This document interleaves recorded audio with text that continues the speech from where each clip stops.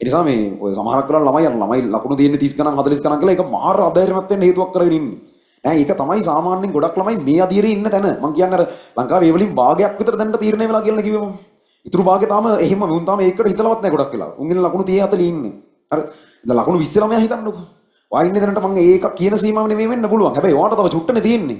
ඔය ගොඩක් ළමයින්ට එහෙම අදහසක් නැහැ තමන් කොතනද ඉන්නේ මේක පුළුවන් දෙයක්ද බැරි දෙයක්ද මොකුත් අයිඩියා එකක් නැහැ. මේක 1500 කියන සමහරට දැනට ලකුණු ඉන්නේ ළමයා 40කවත් නෙමෙයි වෙන්න පුළුවන් සමහරට. එතකොට ලකුණු 40ත් මම මේ කියන්නේ ඒක සීමාව කියලා කියන්නේ. දැනට ඉන්න විදිහට ඒ කියන්නේ අද පේපර් එක ලිව්වට එන්නේ නැහැ. නමුත් ඕගොල්ලෝ ඔය වැඩේ ඔය විදිහට කන්ටිනියු කරගෙන ගියොත් ඊළඟ මාස 5 තුළ ඕගොල්ලෝ ගොඩ නැගෙන විදිහ මත ඕගොල්ලෝ එතන ඉන්නවා කියලා කියන්නේ. දැන් බලන්න 10 වෙනියාගේ ලකුණු තියෙන්නේ 47යි. 10 වෙනියා කියන්නේ අනිවාර්යෙන් අපේ පන්තියේ ඒකක් ගන්න එකක් 10 වෙනියා.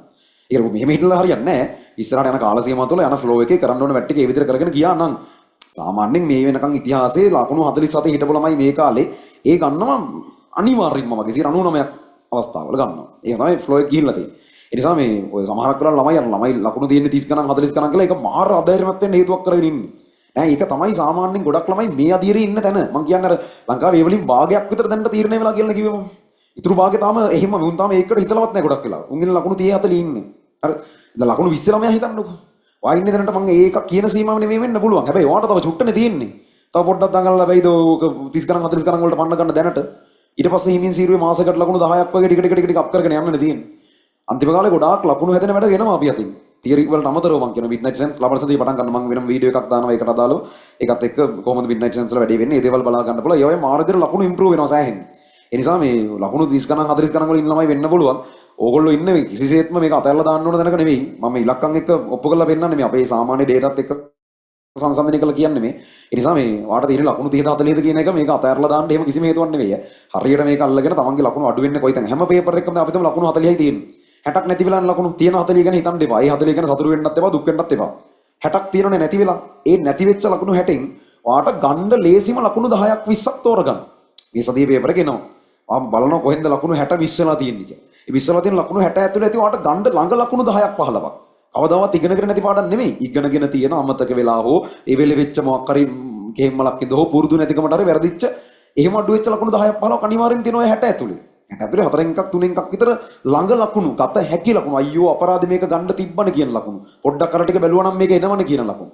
ඒ ලකුණු 10 15 මේ සතිය හදාගන්න. ඊළඟ සතියේ ඒකෙන් ප්‍රශ්න හෙන එකක් නෑ. ඊළඟ සතියේ කොහොමද 60ක්ම නැති වෙලා තියෙන්නේ. මොකද ඊළඟ සතියේ වෙන ඒවට යන්නේ අහන්න. ත්‍රි සතියේ ඉව හදාගන්න. ඒකෙන් අහන්න එකෙන් ළඟ ලකුණු 10ක් 15ක් හදාගන්න.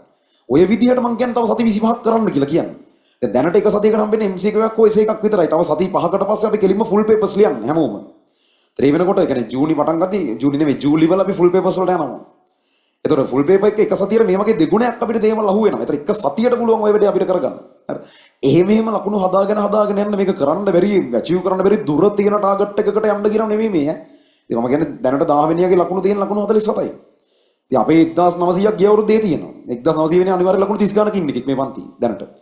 ඒතර කරන්න පුළුවන් කියන එක මේ ඉලක්කම් ඇතුලෙන් කියවෙන්නේ. අතරලා දාලා ඉන්නපුවා සමහරක් කියන ලකුණු 30 වුණාම අයියෝ වැඩක් නැහැ ඊළඟ සයියකේ තමයි කියලා හිත හදාගෙන ඉන්නේ දැන්. එහෙම මෝඩ වෙන්න එපා. එහෙම වෙලා නැහැ කවදාවත්. ඒ කියන්නේ එහෙම හැමෝම ලකුණු 60 ගණන් 70 ගණන් වල ඉඳලා නැහැ ඒ ගන්නෙ. මෙතන තමයි ඉන්නේ බහුතරයක්. කතන්දරේ තේරුම් කරගෙන කරමු. අපි යන් පාඩමේ වැඩේට. ඒකේ වුණාට වැදගත් කියලා හිතනවා. ඔය ගොඩක් ළමයින්ට එහෙම අදහසක් නැහැ. තමන් කොතනද ඉන්නේ මේක පුළුවන් දෙයක්ද බැරි දෙයක්ද මොකුත් අයිඩියා එකක් නැහැ.